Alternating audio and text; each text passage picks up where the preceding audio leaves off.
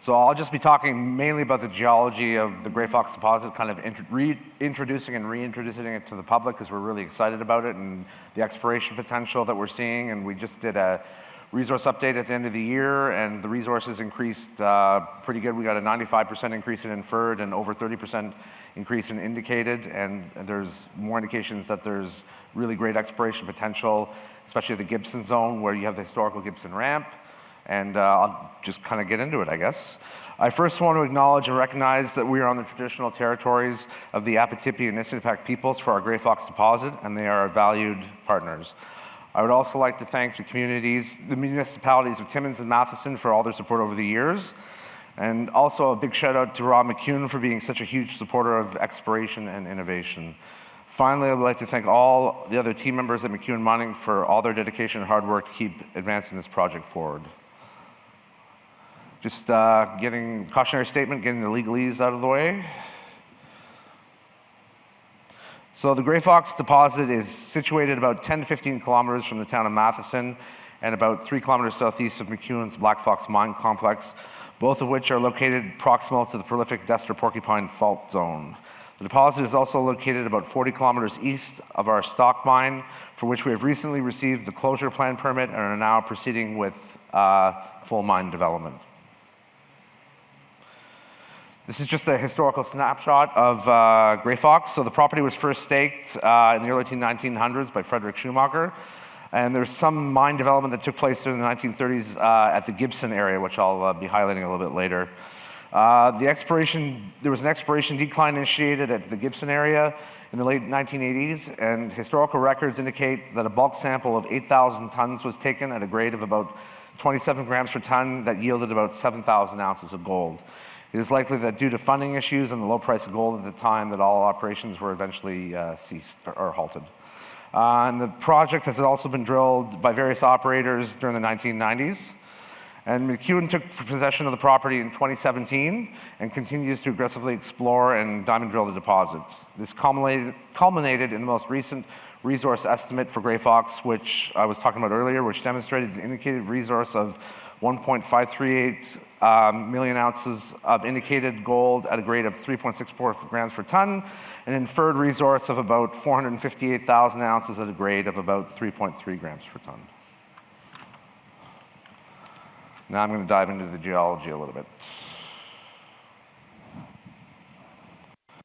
So the Grey Fox deposit lies in close proximity to the prolific Destor Porcupine Fault and associated splay structures, which likely played an important role in much of the gold mineralization. So the deposit itself is made of 6 satellite zones, some of which are linked, known as Whiskey Jack, Contact, Gibson, 147, 147 Northeast, and Grey Fox South. We recently acquired the Stroud deposit, which is contiguous with on the south side of Grey Fox. This deposit has an historical and unclassified resource of about 270,000 ounces of gold, which is not currently part of the current Grey Fox resource. We're planning to perform some infill and potential expansion drilling at Stroud sometime during H2 of this year. Like I was saying earlier, a sizable portion of the Grey Fox resource is found at the Gibson zone, you can see close to the Gibson ramp, and in the same area where the historical ramp is located. Mineralization there could be associated with a combination of the Gibson Chlor shear zone, which runs all the way from the Black Fox mine and all the way down towards Stroud and off our property, and the Gibson cyanitic intrusion seen in pink. I'll talk a little bit about the vein model. So much of the mineralization at Grey Fox is associated with epizonal crustiform quartz carbonate veining. Although multiple vein orientations have now been recognized at Grey Fox, there appears to be 2 more dominant conjugate orientations known as the C1 and the C2 orientation. And geological interpretation suggests that the northeast-southwest trending C1 orientation is a principal controlling vein orientation. So next we'll look at the Grey Fox mineralization model. So this is kind of a zoom in of the geological map, which I just showed you. So the current mineralization model for Grey Fox is made up of more than 150 lenses of mineralization. Again, you can note the dominance of the C1 vein orientation for much of the deposit. Some of the notable exceptions include the north-south contact zone, which lies at the unconformity between mafic volcanics to the east and sediments, which are possibly porcupine in age, to the west. This mineralization appears to be strata controlled. Another exception is the Whiskey Jack zone, which kind of lies at the north end of the deposit, and is roughly in C2 orientation. And it is also noteworthy that the mineralization at Whiskey Jack is the highest grading zone at Grey Fox, which grades at about 5.7 grams per ton, and 97% of the resources in the indicated classification for about 116,000 ounces of gold. And so a lot of the mineralization at Whiskey Jack appears to be orogenic in nature, this is in contrast to the rest of the deposit, for which most of the veining is associated with epizonal or more high-level orogenic. This is kind of a basic snapshot of our exploration horizons at Grey Fox. So you can be seeing that the eastern properties can be roughly subdivided into two exploration corridors. One is known as the Grey Fox exploration horizon, the other one is known as the Black Fox horizon. So a modest portion of the 2025 drilling campaign has been allocated to more longer-term exploration within the Black Fox horizon, while the majority of the current drilling is dedicated to nearer-term ounce growth within the Grey Fox horizon. And at the beginning of the year, we projected that we would drill about between 68 and 70,000 meters a year, so a very aggressive drill program. Next, I want to take you to Gibson. So Gibson's one of our more exciting zones, mainly because it's close to the historical Gibson ramp, which could provide us really early access to mineralization if we chose to recommission it. So a good portion of the near-term ounce drilling at Grey Fox in 2025 is being done at Gibson zone. 23 new mineralized lenses were in fact identified with the most recent update, and many are in close proximity to the historical Gibson ramp. At Gibson, we have been systematically moving the drill rigs northwest to continue defining and delineating lenses of mineralization, and it can be seen from this plan view there are good grades and widths in which we will continue to drill for the remainder of 2025. And we're actually seeing a slight increase in the widths and the grades, so we're still trying to understand why, but definitely very promising. And if I take you through a cross-section, you can kind of see that right there. So there's the historical Gibson ramp for reference. So this is a cross-section through the Gibson expansion area, and our exploration team is in the process of continuing to interpret this area fully to basically fully understand and verify the geometry of the mineralized lenses as we move west, because like I said, we're getting increases in grades and widths, and we want to understand why. There's potential for blowouts, of course, but we just want to fully vet it, and eventually when we proceed to more phase 2 drilling in that area, we'll step in the drills a little bit closer to do some more infill delineation drilling just to verify those grades and widths.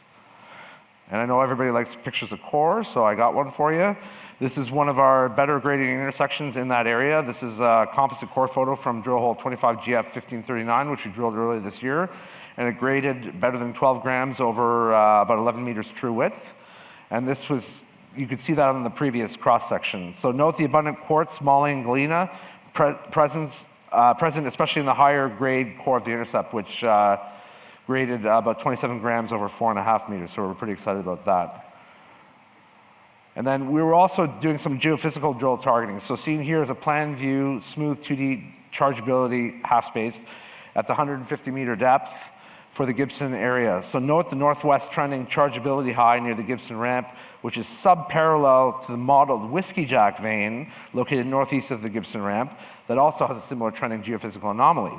So we're currently examining the model C1 vein seen here to see if they may be linking structures in a northeast-southwest orientation to the overall northwest-southeast trend of the chargeability high. So we're still investigating that. And then when you look at it in cross-section, you kind of see that the chargeability high matches up with our new vein orientation in that area. So it's got good cohesion. We're doing some step-out drilling in this area, and the visual results have been pretty good so far. The rest, the final results are still pending assays. And then next, I kind of want to talk a little bit about Grey Fox South. So I just want to draw your attention to section D to D prime on this map, because we're going to show you a cross-section of some of our also exciting drill results at Grey Fox South that we released a little bit earlier this year. So this is a cross-section through that D to D prime, and as you can see, most of the defined mineralization at Grey Fox South is located near surface to a vertical depth of 300 meters. And so we let drill hole 25GF1537 was originally designed to continue to test for the shallow mineralization, but we decided to push it to deeper depths to probe what was down deeper. So based on this drill hole and additional geological interpretations, it would appear that the bounding fault for Grey Fox, epizonal style mineralization, what kind of separates it from the Black Fox style, is present a lot deeper than we previously thought. So this kind of opens up a brand new exploration corridor, which is open along strike, and as you can see, an open up dip as well. So, and there's some really good grades and widths. So we let the hole run even deeper, and we picked up, although not economic, orogenic style mineralization on the other side of the fault, which graded about 2 grams over 15 meters. So we're pretty excited about that as well, getting a 3-for-1 down there. And then, just want to kind of move on to what we're using some innovative technology. So we're currently engaged in some LIBS scanning, which stands for Laser-Induced Breakdown Spectroscopy, with Mission in Montreal as a part of a wider deportment study to better understand the nature of mineralization at Grey Fox. So these detailed scans have provided the exploration team with valuable insights into not only the morphology, but also the character of the gold mineralization, especially at our Gibson and Whiskey Jack zones. And then just kind of looking ahead a little bit. So our 2025 drill programs are proceeding very well. They are not only identifying new areas of mineralization, but are aiding in our understanding of the geometries of the various zones of the already defined mineralization.